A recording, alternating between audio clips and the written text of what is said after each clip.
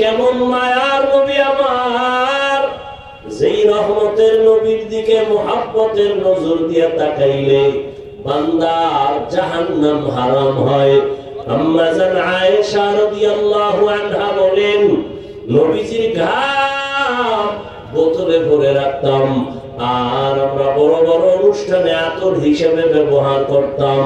এরে আল্লাহর গোলাম, যেই নবীর চেহারা দেখলে কলিজা ঠান্ডা হয় এক নজর, কিন্তু কত বড় বেঈমান কপাল পোড়া, একবার আর দুইবার না, দীর্ঘ টানা 13 বছর পর্যন্ত নবীজিরে দেখলো, বয়ান শুনলো, এরপরেও বেঈমান কালেমা পড়ে নাই।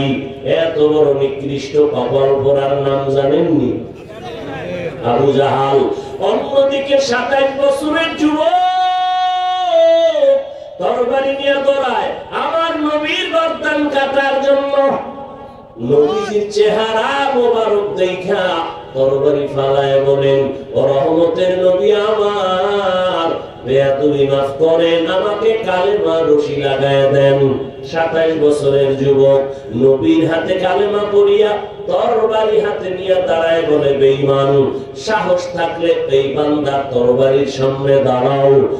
আমি নবীর বিরুদ্ধে কথা বলতে যদি চাও, নবীরে দরকার নেই, আমার তরবারি ফয়সালা করবে, সামনে আসো। এই কপালওয়ালা 27 বছরের যুবককে জানেননি? এর নাম কপাল। এর নাম কি? কপাল। 13 বছর দেখছে, আর বড় কালেমা পড়ে না, আর 27 বছর বয়সে নবীকে দেখে জবাই করতে এসে কালেমা পড়ে ফেললো। এজন্য কপাল যদি পুড়ে যায়, আমার বয়ানও কাজ হবে। এত মানুষ এখানে, মাঠ ভরা, দাঁড়ানোরও সুযোগ নাই, এত মানুষ। বাসায় যায় বলবে, ও অনেক লোক হইছে, কি লাভ হবে তোমার চাপাবাজি করলে যদি ফজরে মসজিদ থাকে খালি? এত মানুষ এখানে, অনেক আশেকে রাসূল ফজর পড়ে নাই, যোহর পড়ে নাই, আসর পড়ে নাই, মাগরিব পড়ে নাই, এশা পড়বে কিনা তাও জানা নাই। আল্লাহ হেদায়েত দান করেন। এরে আমার যুবক বাবা, অনেকদিন পর্যন্ত এই প্রোগ্রামের প্রচারণা চলছে।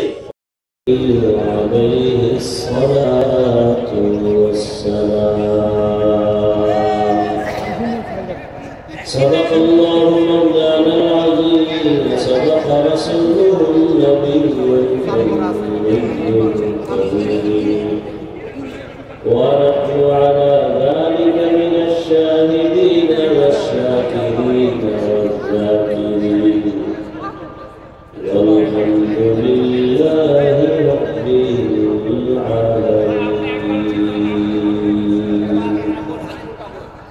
سبحانك لا علم لنا إلا ما علمتنا، إنك أنت العليم الحكيم. رب اشرح لي صدري ويسر لي أمري واحلل عقدة من لساني يفقهوا قولي.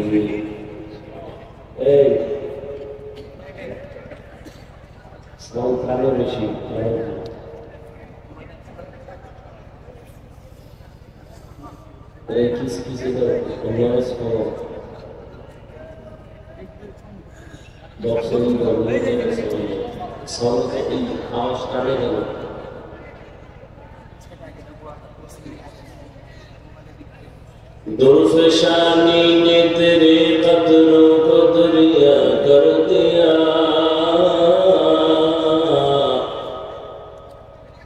दुर्फशानी ने तेरे कदरों को दरिया कर दिया, दिल को रोशन कर दिया, आँखों को बीना कर दिया, दिल को रोशन कर दिया, आँखों को बीना कर दिया।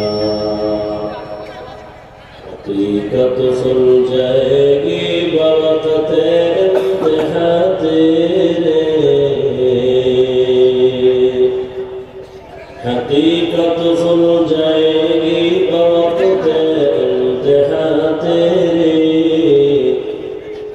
सुस्ती में मेहनत में गुजारी जिंदगी तूने, सुस्ती में या मेहनत में गुजारी जिंदगी तूने। मोहम्मद ने आकर कुफर को मिटाया,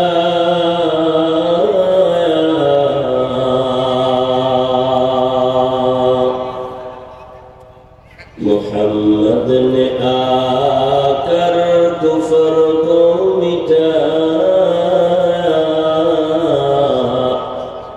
कुफर को मिटाकर सदाकत बताया, कुफर को मिटाकर सदाकत बताया।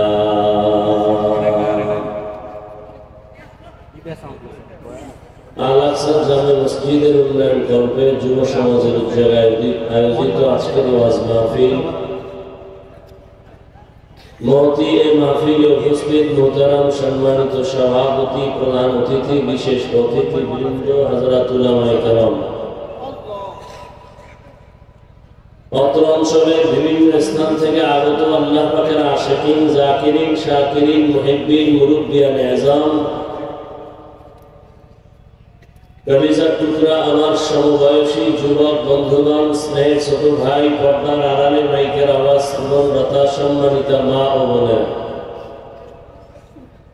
আল্লাহ পাকের দরবারে শুকর যে আল্লাহ আমাদেরকে সুস্থ রেখেছেন এবং পবিত্র এই মজলিস, উলামায়ে আহলে হকের মজলিস, গুনাহ মাফের মজলিস, বরকতীয় মজলিসে আমাদেরকে আল্লাহ আসা বসার তৌফিক দান করেছেন। নিয়ামতের শুকর আদায় করতে করি আলহামদুলিল্লাহ।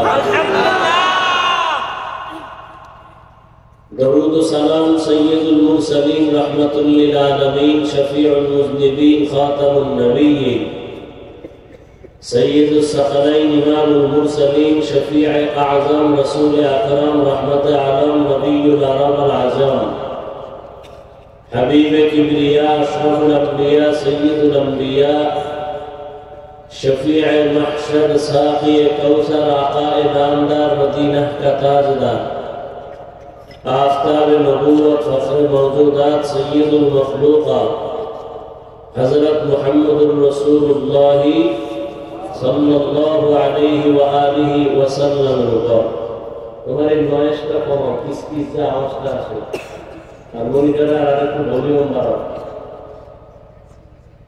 সর্বোপরি সকল যাদের অক্লান্ত পরিশ্রমের মাধ্যমে আজ সুন্দর আয়োজন, সময়, পরামর্শ, অর্থ দিয়ে দোয়া করে উপস্থিত হয়ে মাইক, লাইট, প্যান্ডেলের ব্যবস্থাপনার মাধ্যমে সহযোগিতা যারা করেছেন, এলাকার যুবক, বৃদ্ধ, ব্যবসায়ী, শ্রমিক, চাকরিজীবী, বিভিন্ন শ্রেণী পেশার মানুষ প্রত্যেককেই আল্লাহ পাকের খিদমতের বরকতে দুনিয়াতে শান্তি, পরকালে চিরমুক্তির ব্যবস্থা করে দিন। হযরত উলামায়ে কেরাম কোরআন সুন্নাহর আলোকে দিক নির্দেশনামূলক তথ্যবহুল আলোচনা আপনাদের সামনে করেছেন। আমার পরে আছে কি উলামায়ে কেরামদের কথাগুলো সহি তরিকায় আমল করার তৌফিক দান করেন। সামনে এরকম চাকা হয়ে গেল, এতক্ষণ তো ভালো ছিল, শুধু নয়েজটা কমাইতে বলছে।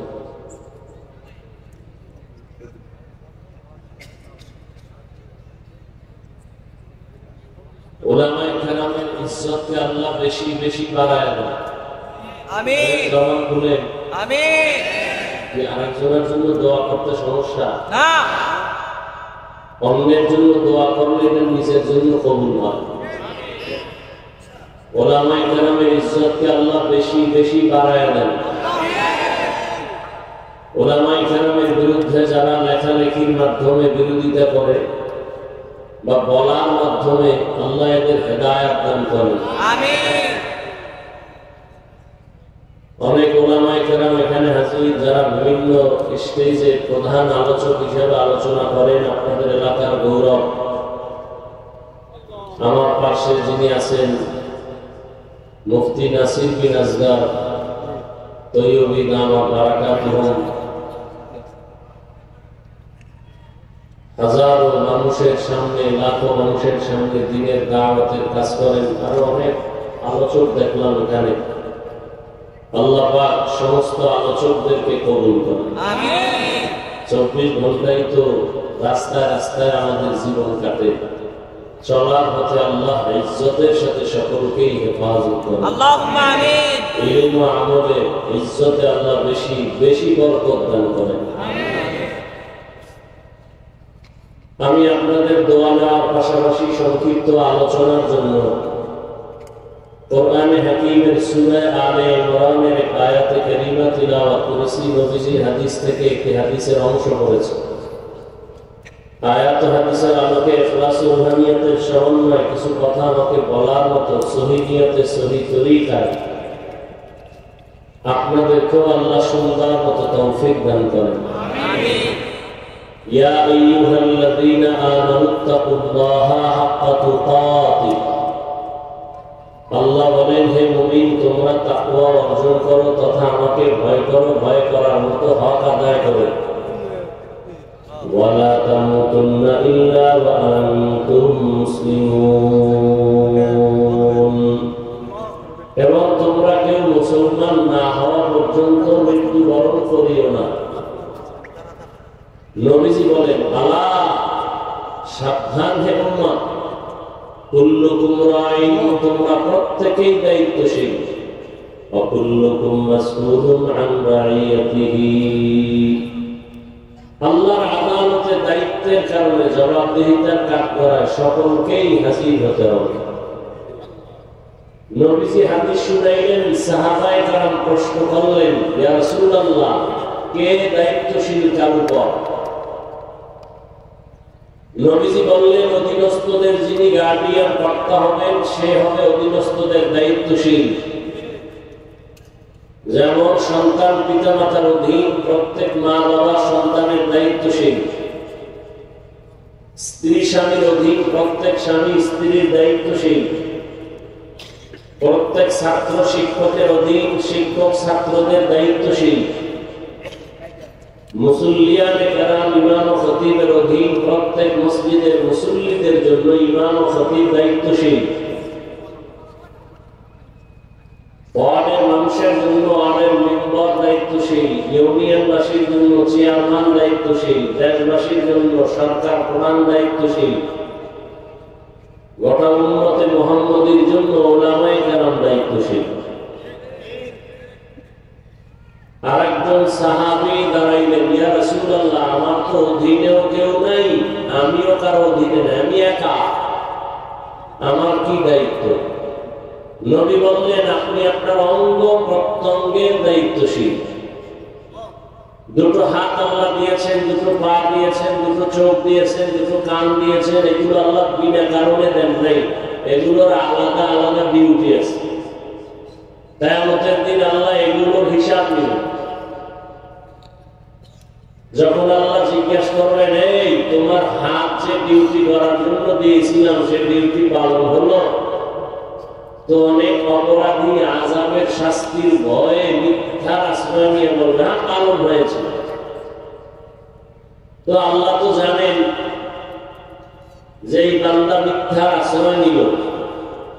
আল্লাহ সাথে সাথে জবানকে বন্ধ করে হাতকে অর্ডার করবেন, এই হাত কথা বল। اليوم نختم على أفواههم وتكلمنا أيديهم وتشهد أرجلهم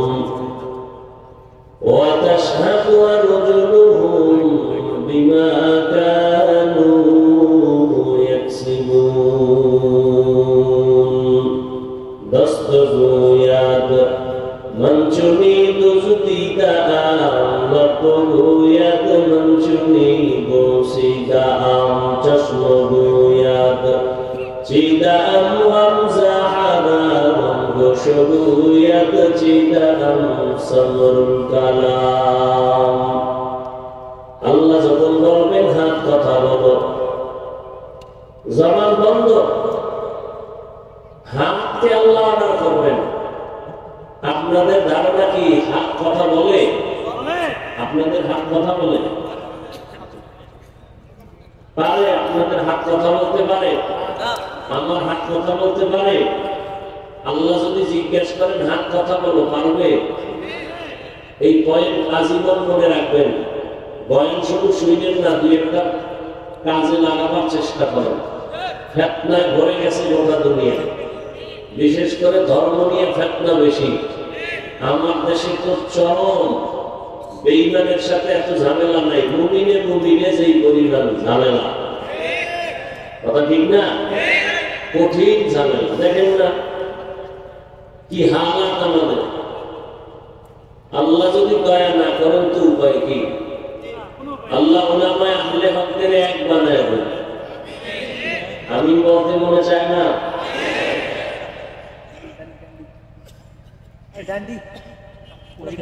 আজীবনের জন্য এই পয়েন্ট মনে রাখবেন। পৃথিবীর মানুষ এবং বিবেক যেই জিনিস বলে অসম্ভব হবে না, যেটা কোনোভাবেই সম্ভব না, আপনাদের আমাদের মুমিনের আকীদা হবে যেটা অসম্ভব সেটা আমার আল্লাহ পাকের কুদরতে সম্ভব। হাত কথা বলতে পারে না, এটাই বাস্তব। আল্লাহর কুদরতে পারবে না? পারবে না? মরা গেছে কথা বলতে পারে না, এটাই সত্য। আল্লাহর কুদরতে দুধের বাচ্চা কথা বলাটা অসম্ভব, আল্লাহর কুদরতে পারে না? পারে না? এই বিশ্বাস যদি থাকে তাহলে অনেক বান্দা যে ওলিয়া উলিয়াদের বিরোধিতা করে, এই বিরোধিতা বন্ধ হয়ে যায়। বলে ওলিয়া উলিয়াদের কারামত মানে নবীদের মুজিজা যেমন সত্য, আহলে হক আহলুল্লাহ যারা, এদের কারামত তেমন সত্য। খেয়াল করেন সবাই, একটা নদীর মধ্যে পানি নেই অনেক বছর, শুকনা নদী, এলাকার লোকজন একজন বড় ওলি, বড় জবান খুলেন, বড় গিয়াটা হযরত, আমাদের ওই নদীর মধ্যে পানি নেই, শুকনা, বহু বছর, পানি কেমনে ওই নদীর মধ্যে আনার ব্যবস্থা করা যায়? পানি অনেক অভাব আমাদের, খুব খেয়াল করেন। আল্লাহর ওলি চিঠি লেখলেন, নবীরা কিন্তু কি ওলি, চিঠি লেখলেন আর বললেন যাও এই চিঠি নদীর মধ্যে ফেলে দাও।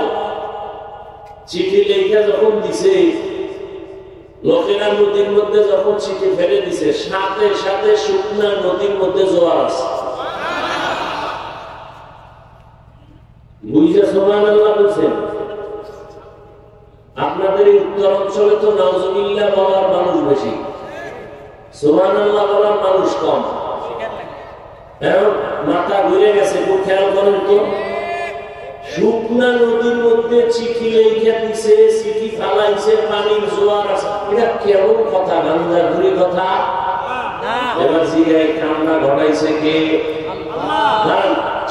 আমি কথা শেষ করতেছি।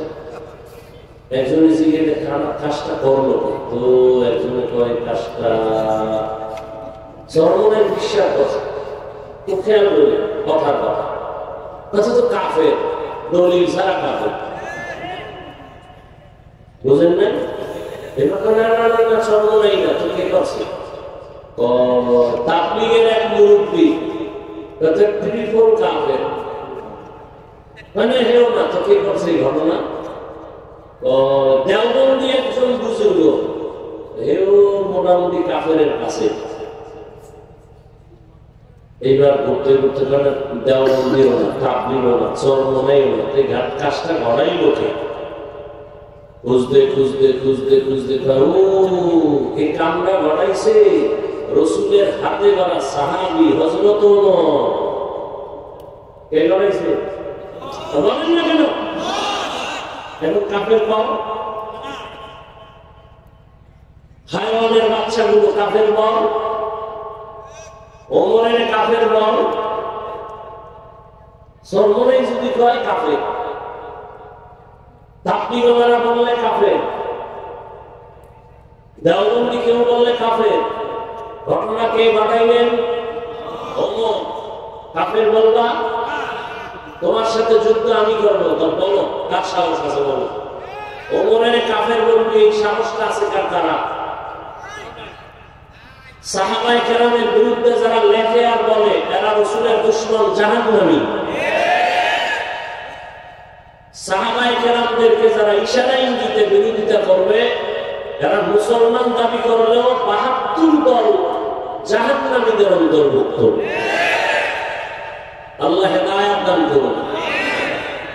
তবে যেটা বলে দুনিয়ার মানুষ হবে না, আল্লাহ বলেন সেটা আমার কুদরতে হবে। মরা খেজুর গাছের সাথে ট্যাক লাগাইয়া রহমতের নবী খুতবা পড়েন। কিছুদিন পরে নবী বললেন, আমি নতুন মিম্বর বানাবো। মানুষের যেমন কান্নার আওয়াজ, খেজুর গাছ থেকে এমন কান্নার আওয়াজ বুখারীর ইবারত। রহমতের নবী বলেন, এই খেজুর গাছ কাঁদো কেন? খেজুর গাছ বলেন, ইয়া রাসূলুল্লাহ, আপনার বিরহের বেদনায় কান্না করি। কি চাও? আমি দোয়া করে দিব, তুমি আবার তাজা হয়ে যাইবা, আবার তোমার মধ্যে খেজুর আসবে, উম্মতেরা খেয়ে দোয়া করবে। না না, কি চাও? ও রহমতের নবী আমার, এখানে আমার জানাজা পড়াবেন, এখানেই দাফন করবেন, কিয়ামতের দিন আমি আপনার সাথে জান্নাতে থাকব। উস্তুমে হান্নানা আজহাজরে রাসূল নালা মিজাদ হামচুয়ার বাবু উকুল। মারা গেছে, কথা বলতে পারে না, আল্লাহ কুদরতে পারেনি। এই বিশ্বাস যারা রাখবে তারা মুমিন, যারা অবিশ্বাস করবে তারা বেঈমান। আল্লাহ তাআলা তার বিশেষ কিছু বান্দাদেরকে আলাদা পাওয়ার দান করেন। এই পাওয়ার দুনিয়ার অন্যকে আল্লাহ দান করেন না। এই পাওয়ারের নাম কোরআনের ভাষায় হলো ফুরকান, হাদিসের ভাষায় এই পাওয়ারের নাম ফেরাসাত। ইয়া আইয়ুহাল্লাযীনা আমানু ইন তাত্তাকুল্লাহ ইয়াজআল লাকুম ফুরকানা। قال رسول الله صلى الله عليه وآله وسلم اتقوا فراسة المؤمن فإنه ينظر بنور الله। ফেরাসাতের পাওয়ার, ও বান্দা তুমি যা দেখো, পাওয়ারওয়ালারা অনেক কিছু দেখেন, তুমি দেখো না। পাওয়ারওয়ালা যারা এরা আল্লাহর প্রিয় বান্দা, চোখের নজর দিয়া দেখে না, আল্লাহ দেওয়া নূরের আলো দিয়া তারা দেখে। খলিফাতুল মুসলিমিন ওমর ফারুক রাদিয়াল্লাহু তাআলা আনহু খুতবা করতেছেন, হঠাৎ খুতবার মাঝখানে অপ্রাসঙ্গিক একটা আওয়াজ দিলেন, ইয়া সারিয়াতাল জাবাল, ইয়া সারিয়াতাল জাবাল, ইয়া সারিয়াতাল জাবাল। এই সারিয়া, পাহাড় পাহাড় পাহাড়। আওয়াজটা দিছেন যেখানে, সেখান থেকে সারিয়া 2000 কিলোমিটার দূরে। সুবহানাল্লাহ। না যেই তালে তিনি টানেন, কেমনে আসবে সুবহানাল্লাহ। জিন্দেগি মে বন্দগি তো কার নাহি, জিন্দেগি মে বন্দগি তো কার নাহি, জিন্দেগি মে বন্দগি শर्मिंदा है, जिंदगी में बंदगी शर्मिंदा है। यहाँ हम सब मुसाफिर, दिल ना लगा, अहले दिल की नजरों से रूह करता जा।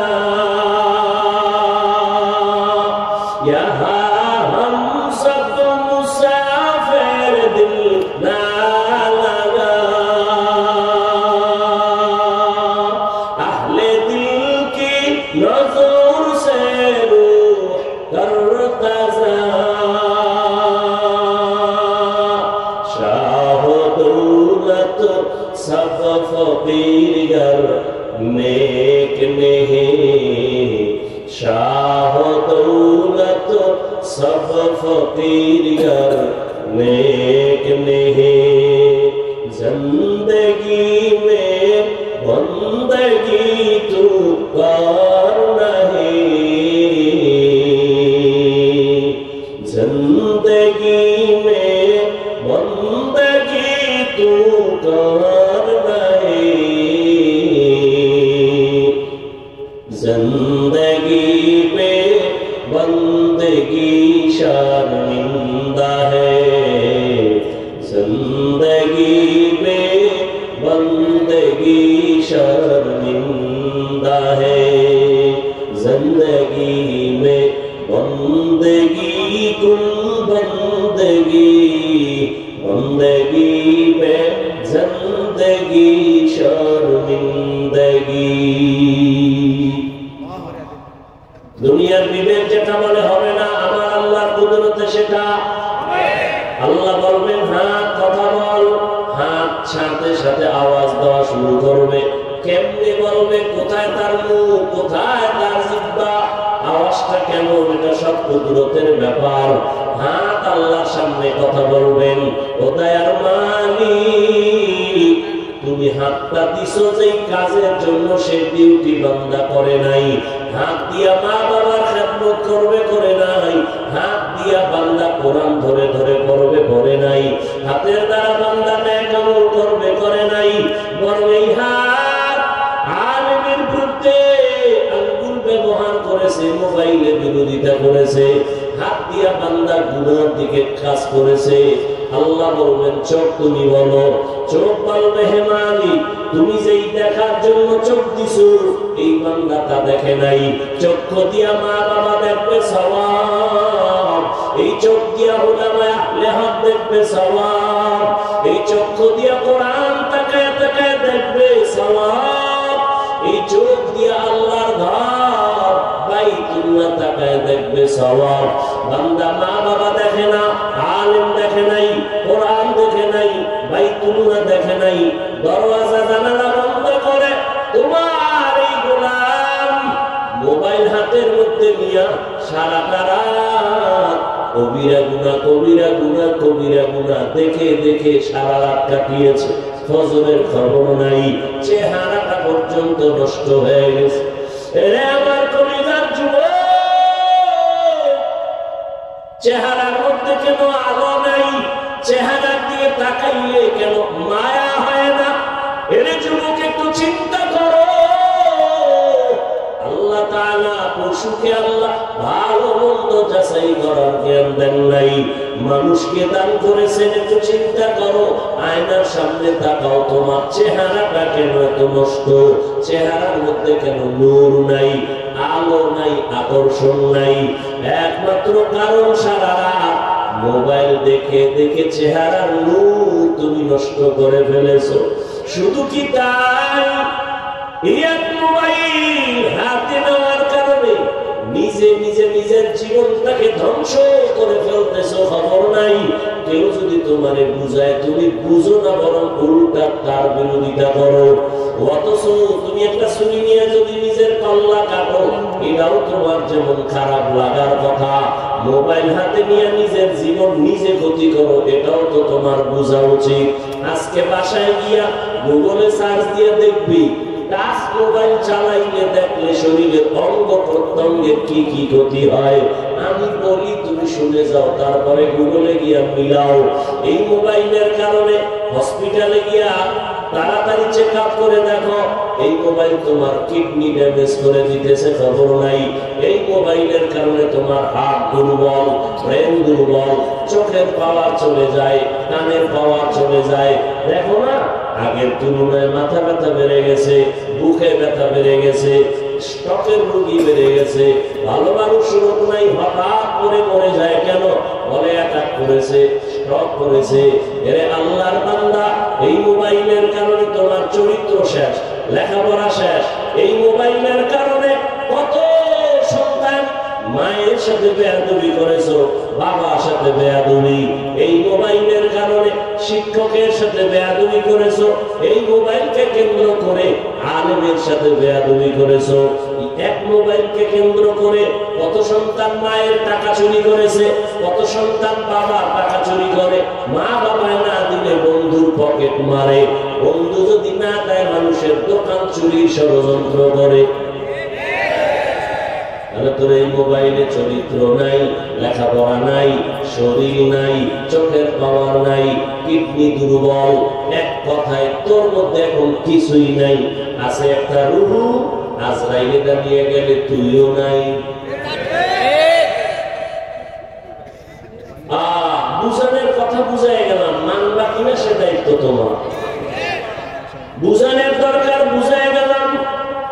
হেদায়েতের মালিক তো আল্লাহ। ওরে কপাল যদি পুড়ে যায় রে যুবক, আমি হাফিজুর রহমান কেন, মক্কা মদিনার ইমাম কেন, স্বয়ং রাসূলেও বয়ান করলে কপাল খুলবে না। যেই নবীজির চেহারা মোবারক এক নজর দেখলে বান্দার পেটের ক্ষুধা থাকে না। কেমন মায়ার নবী আমার, যেই রহমতের নবীর দিকে মুহাব্বতের নজর দিয়ে তাকাইলে বান্দার জাহান্নাম হারাম হয়। আম্মা জান আয়েশা রাদিয়াল্লাহু আনহা বলেন, নবীজির ঘাম বোতলে ভরে রাখতাম আর আমরা বড় বড় অনুষ্ঠানে আতর হিসেবে ব্যবহার করতাম। এরে আল্লাহর গোলাম, যেই নবীর চেহারা দেখলে কলিজা ঠান্ডা হয় এক নজর, কিন্তু কত বড় বেঈমান কপাল পোড়া, একবার আর দুইবার না, দীর্ঘ টানা 13 বছর পর্যন্ত নবীজিরে দেখলো, বয়ান শুনলো, এরপরেও বেঈমান কালেমা পড়ে নাই। এত বড় নিকৃষ্ট কপাল পোড়ার নাম জানেননি? আবু জাহাল। অন্যদিকে 27 বছরের যুবক তরবারি নিয়ে দৌড়ায় আমার নবীর গর্দান কাটার জন্য। নবীজির চেহারা মোবারক দেখা তরবারি ফালায় বলেন, ও রহমতের নবী আমার, বেয়াদবি মাফ করেন, আমাকে কালেমা রশি লাগায় দেন। 27 বছরের যুবক নবীর হাতে কালেমা পড়িয়া তরবারি হাতে নিয়ে দাঁড়ায় বলে, বেঈমান, সাহস থাকলে এই বান্দার তরবারির সামনে দাঁড়াও। আমি নবীর বিরুদ্ধে কথা বলতে যদি চাও, নবীরে দরকার নেই, আমার তরবারি ফয়সালা করবে, সামনে আসো। এই কপালওয়ালা 27 বছরের যুবককে জানেননি? এর নাম কপাল। এর নাম কি? কপাল। 13 বছর দেখছে আর বড় কালেমা পড়ে না, আর 27 বছর বয়সে নবীকে দেখে জবাই করতে এসে কালেমা পড়ে ফেললো। এজন্য কপাল যদি পুড়ে যায় আমার বয়ানও কাজ হবে। এত মানুষ এখানে মাঠ ভরা, দাঁড়ানোর সুযোগ নাই। এত মানুষ বাসায় যায় বলবে, ও অনেক লোক হইছে, কি লাভ হবে তোমার চাপাবাজি করলে যদি ফজরে মসজিদ থাকে খালি? এত মানুষ এখানে অনেক আসে কেন? রাসূল ফজর পড়ে নাই, যোহর পড়ে নাই, আসর পড়ে নাই, মাগরিব পড়ে নাই, এশা পড়বে কিনা তাও জানা নাই। আল্লাহ হেদায়েত দান করেন। এরে আমার যুবক বাবা, অনেকদিন পর্যন্ত এই প্রোগ্রামের প্রচারণা চলছে, অনেকে আসবো আসবো বলিয়া আসতে পারে নাই। আর ওই বান্দা যদি শরীয়তের কোন কারণে আসতে না পারে, আল্লাহ তাকে পুরা সওয়াব দান করবেন। আর একদল কপাল পোড়া এমন এসেছে ওয়াজের প্যান্ডেলে, কিন্তু প্যান্ডেলে ঢুকতে পারে নাই। তারা কোন মহিলা প্যান্ডেল তাওয়াফ করে আর দোকানে আড্ডা দেয় আর কবিরা গুনাহ করে। দেখছেন কারবার? আল্লাহ কুদরতটা কেমন? এটা বেহেশতের বাজার, পাশে জাহান্নামের বাজার।